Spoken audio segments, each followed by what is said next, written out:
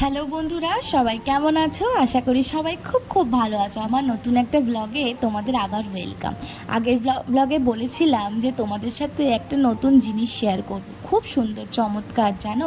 সেটা হচ্ছে যেরকম মানুষের বলে না যে ইচ্ছা থাকলে যেরকম সব জায়গায় যেতে পারে না, বিশেষ করে ঠাকুরের স্থানে, ঠিক সেই রকমটাই, জানো। আগের শনিবার গেছিলাম মা শ্যামসুন্দরী মায়ের কাছে। এত মিষ্টি তার মুখ, কি বলবো।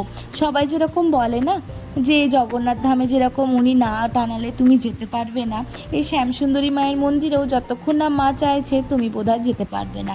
তো অনেক দিনের ইচ্ছা, একটা কাঙ্ক্ষিত দিন ফাইনালি এসে হাজির হলো আমার জীবনে।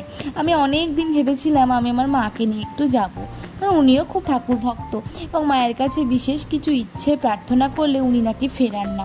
তো সেই ইচ্ছে নিয়েই মায়ের কাছে চলে গেলাম। তো সেটা যাওয়ার জন্য তোমাদেরকে আমি বলে দিই যে রাজাবাজারে ওখানে যে হোমিওপ্যাথি মেডিকেল কলেজ আছে, ওটার পাশ দিয়ে যে রাস্তাটা চলে যাচ্ছে, ঠিক ওখানেই হচ্ছে এই ছোট্ট মায়ের মন্দির। মা ওখানে 5 বছরের বালিকা রূপে পূজিত হয়। শোনা যায় যে মায়ের ওখানে পায়ের ধুলো, ঘুঙুরের আওয়াজ নাকি সবাই বুঝতে পারে। মন থেকে তোমাকে ডাকতে হবে।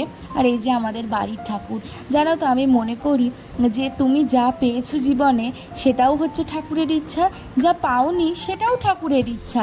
ঠাকুর সবাইকে ঠিক তার মতন করে দেয়। বিশ্বাস করো, এক চুল বেশিও দেবে না, এক চুল কমও দেবে না। এই যে মায়ের মিষ্টি মুখখানা দেখে না জীবন যেন ধন্য হয়ে গেল।